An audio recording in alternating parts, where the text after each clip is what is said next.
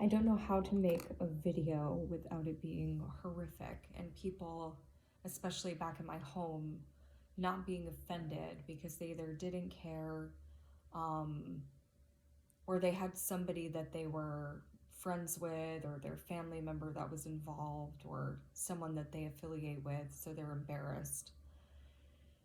So it's going to offend people, but I think that the only way to actually educate people, if anyone does care, is to talk about what's happened in our lives. I'm almost 38 years old. My whole life is completely different and ruined and changed. And it's all because of very dishonorable, dishonest, horrific people that didn't care about anyone but themselves. And that's what it boils down to. They made bad choices or weren't decent humans, and then they needed a scapegoat, or they were dangerous just because they're hateful and harmful as people, or they spread lies and rumors and contributed to things like this happening. They didn't care, they were vengeful, they were jealous. There's a billion different reasons that the things that have happened to me have happened to me. But without talking about them, it's not going to save anybody in the future from having the same fate that I had. So for some people, and a lot of people on this planet, they wake up and they're grateful to be here. So when I wake up, I say prayers in the morning, and I do give thanks for everything I have every day. And then I also have my own prayers that I do after that. That's what I start with. But I don't feel grateful waking up on this planet every day. And I haven't for a long time. I haven't minded the idea of being dead pretty much my entire life because I've gone through so many horrific things without anybody caring.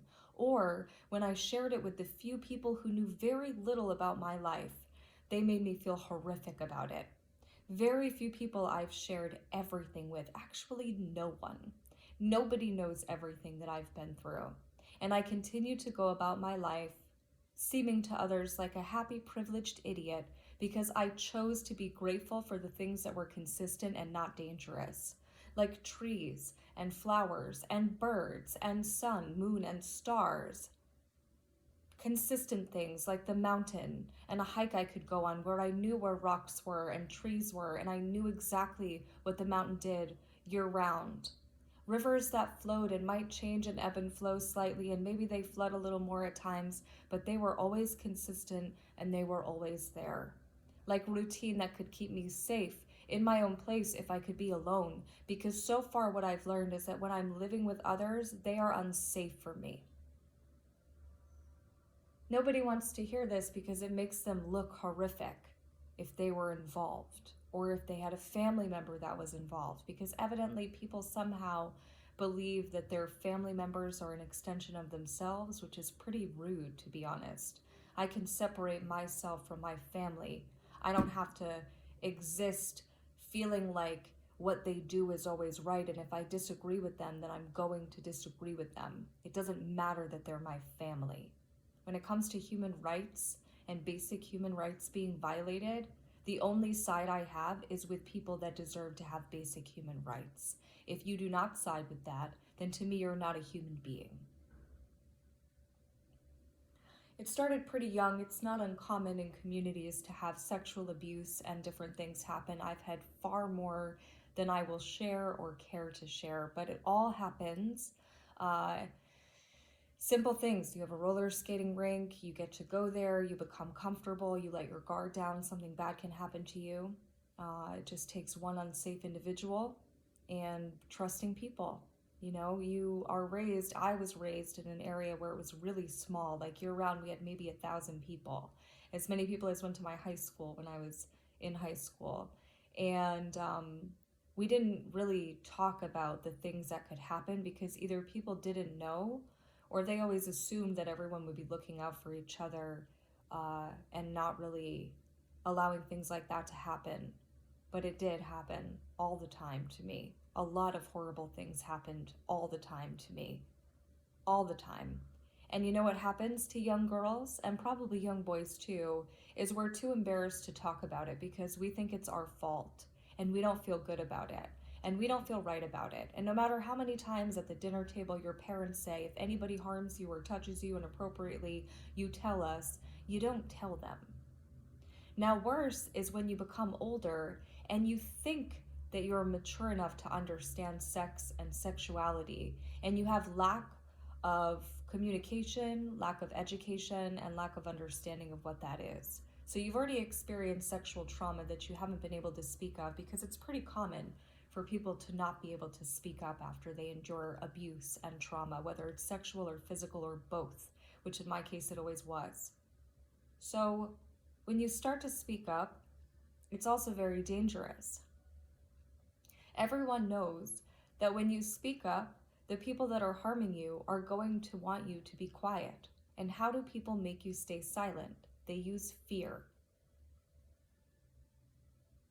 I'm not afraid of the world because I've been through hell so many times that I've wanted to be dead for long over a decade now. When I got cholera in India, I was so ready to die. I was like, I'm 29. I don't know what this crazy hell flu is, but I'm going to sit it out and hope it takes me. Take me away, Shiva, you know? But guess what? I lived, unfortunately. When the man that I was just with crippled and killed me, I didn't want to come back to Earth. And then I was made to.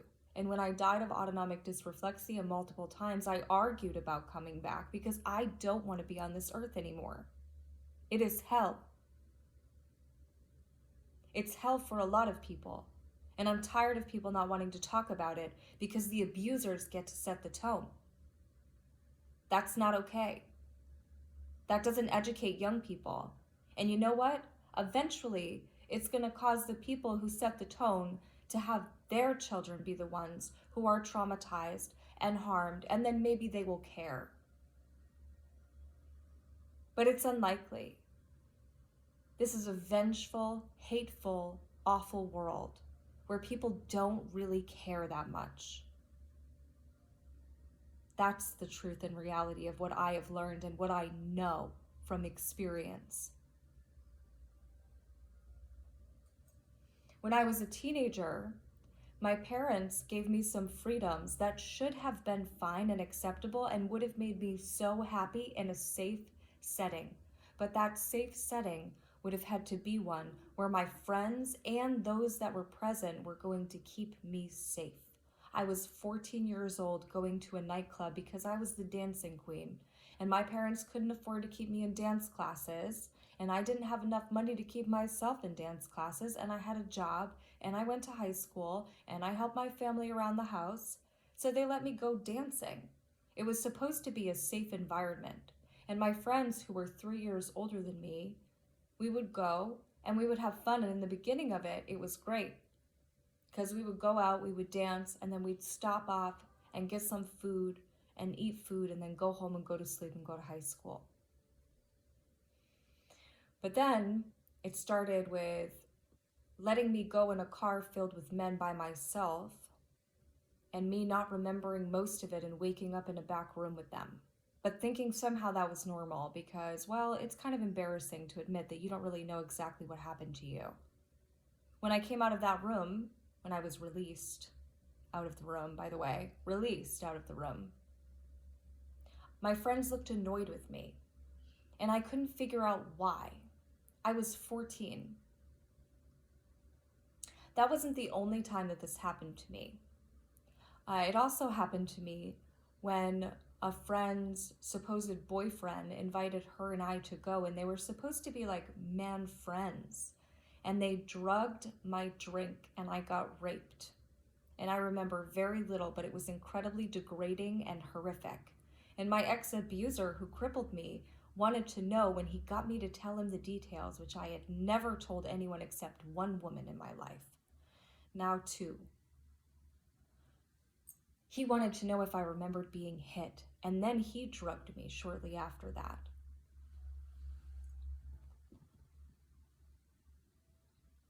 They had their chance. They ruined my whole entire life by infiltrating my community and by making everyone believe them and hate me.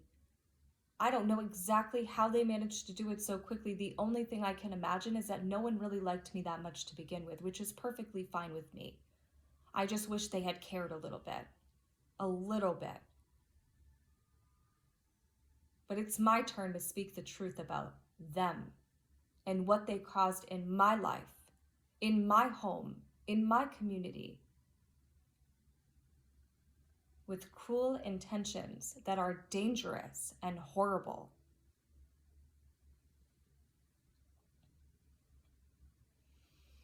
This happened to me multiple times, being drugged and raped.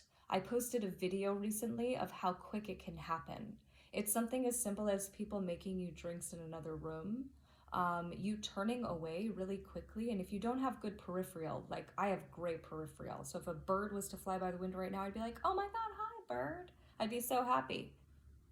But if you don't have good peripheral, you're a normal human being, you might not notice if somebody is next to you and they pour something in your drink. It takes a second.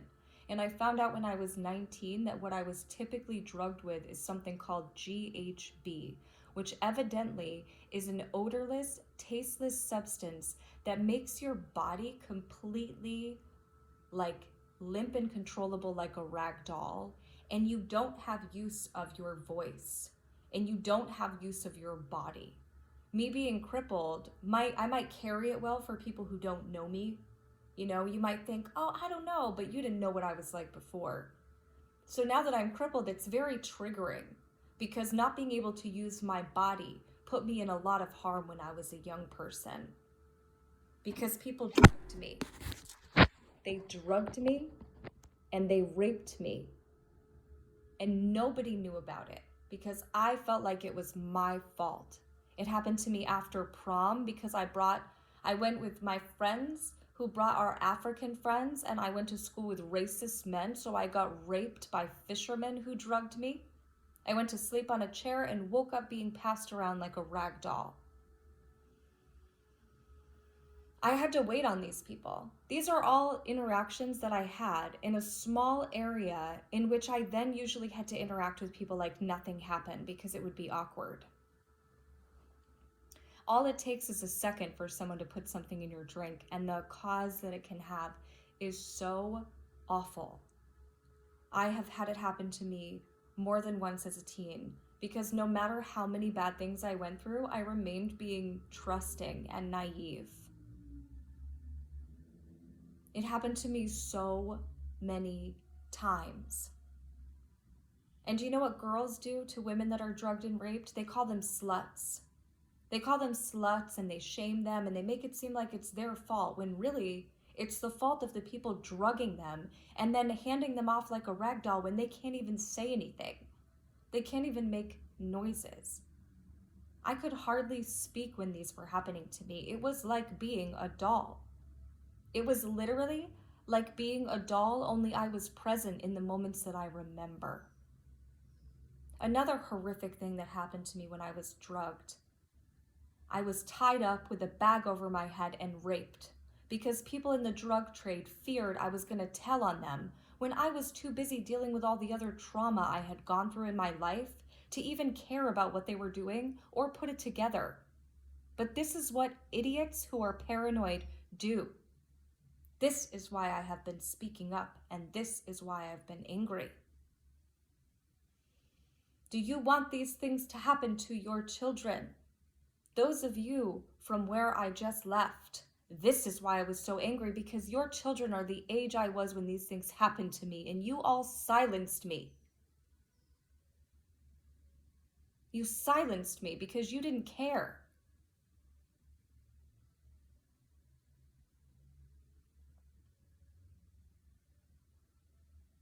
Oppression is used as a tactic. There's all kinds of ways that people do these things. Oftentimes, this is how people will get human trafficked, by the way. Now, what happened to me at home is very often human traffickers will go into a community and infiltrate it in such a way that it's so unnoticeable. No one catches on until it's too late. They've got businesses, they act friendly and kind, they're a part of the community, and they know a lot of people and have a lot of connections and do a lot of damage. And they seek out someone who's isolated and doesn't have a lot of close ties and then they make promises, and then they cripple them, and then they put them in very vulnerable situations, like stealing my modeling photos, which, yes, I was a nude model when I was young. And I made a little bit of money from nude modeling in a halal way. And none of the photos sold or were meant to be for sale on any sites. So if they are found there, that is illegal and a huge breach of my human rights. If there are any of those photos found anywhere, that is not with permission of me or the photographer, who pays me if he sells one half of what he makes, and so far has only sold one of those photographs. My ex and an ex-friend stole my DVDs of my modeling photos that were nude that I meant to keep so that when I was an old woman, I could say, look to my grandkids, not the boys, but like to the girls, like, look at what a babe I used to be when they were old enough, that was my plan. I was like, I'm so glad I did this. I was a babe, because when you're young and you're doing it, I didn't feel beautiful then. I look at those pictures now and I'm like, wow, I had no idea that I actually did look beautiful, you know? I didn't know that because I never looked at myself and thought that in my life. I thought other things about me were beautiful, the things that mattered. So when people try to be mean about my appearance, I don't care. I don't care because I'm a good person. I don't care.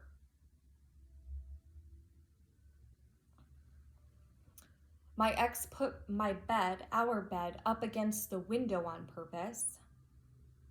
I had no furniture except for the bed, and of course, I didn't think about things like someone trying to human traffic me after they crippled me. But him and his ex spread rumors and lies about me in my community, my home, my state, my country. They're from Rhode Island, lived in Virginia for a while, and then moved to my state. Spread lots of rumors about me so that everyone was looking at me as a bad person so they could get away with everything, and they did. They are in my home, my community, happily with their businesses, acting like they're the good people, and everyone pushed me away. Again, I had a man who offered me, who thought I was a hooker because of them, and because of wrongful exploitation of me. A woman who's crippled that didn't dare to have a man in her personal space, that hasn't let anyone near her physically and intimately since then, since I got away from him, over 3 years. And that's what people thought and happily spread around. And that man offered in another country for me to live in exchange for working as a hooker.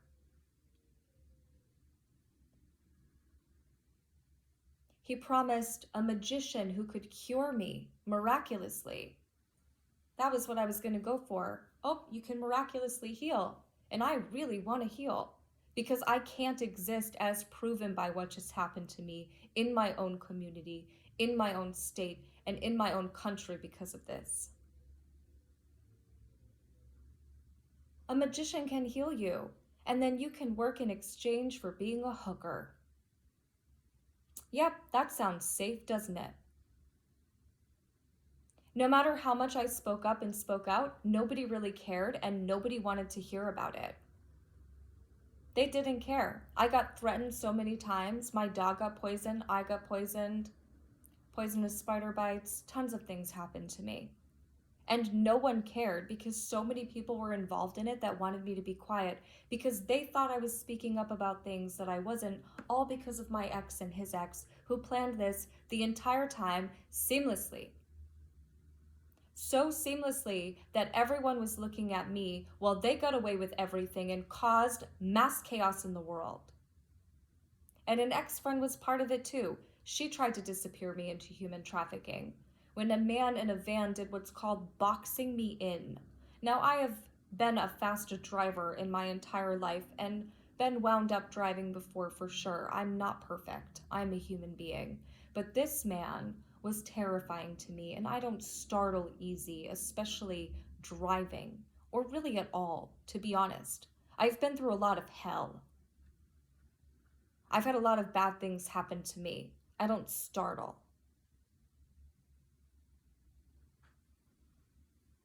He boxed me in, which means he took his white van and he boxed in my car again and again. And no matter how fast I went or how slow I went, he didn't stop doing it. And it was to a point where I was so scared, I actually memorized his license plate and made a voice memo about it. And then I got pulled over. I prayed, actually, to God. I said, please help me. This is scary. This man is dangerous. I don't know what to do. Help.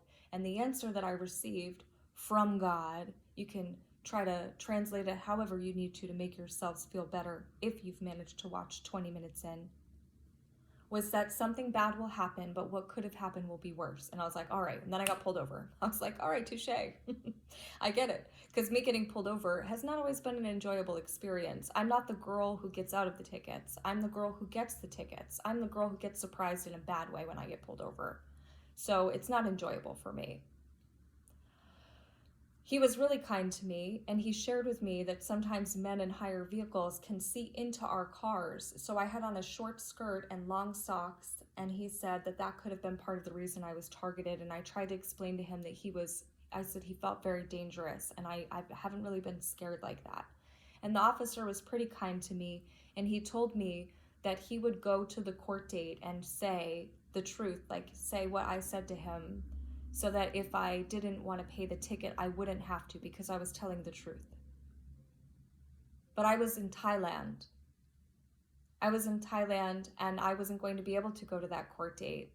So I didn't want to tell him that because imagine if you get pulled over and an officer hears you say what I just told him, which is what happened, the truth. And then I say, well, I can't go to that court date because I'm going to be riding elephants and working with elephants in Thailand that month. He would think I was crazy, just like the doctor when I told them that I was working with elephants because they were adding to my medical records to help my ex get away with everything he did.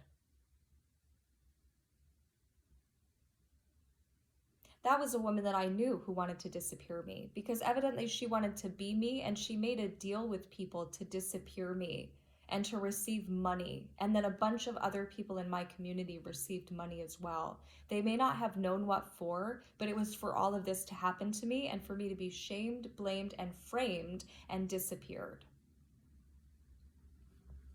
Maybe before you accept money for those things or you put someone through this, you should imagine it happening to someone you care about and then think twice before you do it. I would never, ever allow this to happen to another human being. I would never stand by and accept money for it to happen, and I would never condone it. Whatever they said was good enough for an area that I grew up in and was in my whole entire life.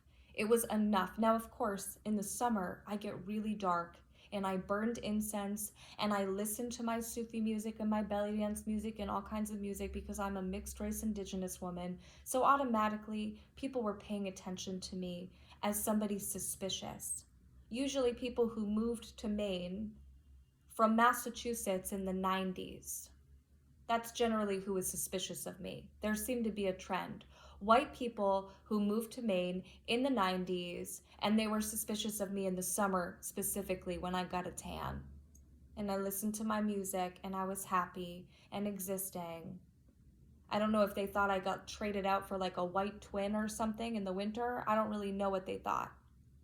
But I don't care either. All I know is I lived in a place where a bunch of people didn't really care because they didn't really know me or know anything about me. So their gossip and their lies and their rumors and their speculation put me in more danger. So while I kept posting and talking about this again and again, no one cared because they believed the people that were spreading lies and rumors with their bad intentions, and they knew what they were doing.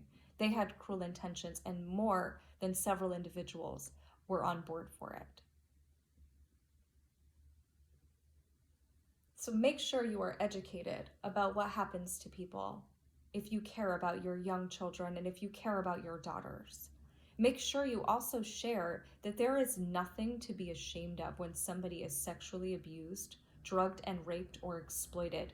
And make sure when you hear rumors about someone being a hooker or someone being a prostitute or somebody being a drug user or a drug dealer or anything like that, make sure you just say, shut up. Because those lies are exactly what caused no one to care about me and everyone to be happy. I ended up sleeping on a sidewalk with a spinal cord injury. I ended up homeless in my own area because no matter how much I spoke up, no one cared. I had to leave my country, my home, and my community because of two people who moved there with cruel intentions and others who followed suit. So make sure you pay close attention. And as far as they're concerned, I see them. I don't care who sees them, who doesn't believe me. I know the truth. They know the truth. And God knows the truth. They may have been able to cover their asses up until this point, but I promise that they will not be without persecution one way or another.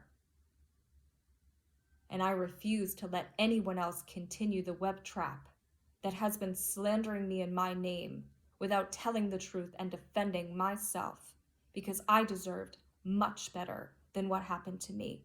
And I have been speaking up for the safety of all of the people who kept me silent.